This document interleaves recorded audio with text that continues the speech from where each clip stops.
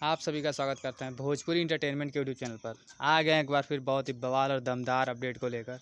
जो अपडेट है भैया भोजपुरी के power star mister Pawan Singh ji का आज सुबह बहुत ही लाजवाब और बहुत ही दमदार बोलबम सॉन्ग को भी रिलीज़ कर दिया गया है। जैसा कि आप सभी लोग स्क्रीन पर देख पा रहे होंगे, जिस गाने का नाम है गांजा ए रहे जीजा जी।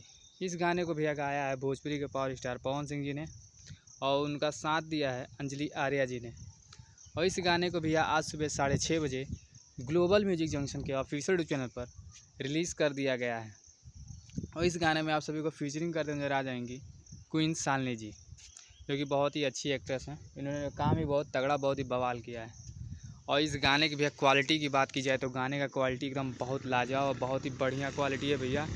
और गाने के जो वीडियो शूट किया गया बहुत ही दमदार और बहुत ही बवाल और बहुत ही बढ़िया आप सबको वीडियो देखने में लगेगा।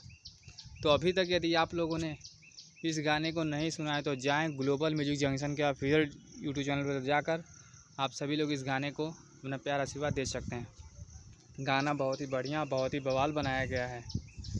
और ऐसे में आप भोजपुरी से जुड़ी हुई ताज़ा तरीन खबरों को पाने के लिए भोजपुरी इंटरटेनमेंट चैनल को सब्सक्राइब करना बिल्कुल ना भूलें और बेल आइकन को ज़रूर दबाएँ, ताकि हमारे चैनल पर जो भी वीडियो अपलोड हो उसका नोटिफिकेशन सबसे पहले आप तक पहुँचे। तो फिर मिलेंगे हम ऐसे ही बवाल और धमाकेदार अपडेट्स के लेकर। तब तक जय हिंद, जय भोजपुरी।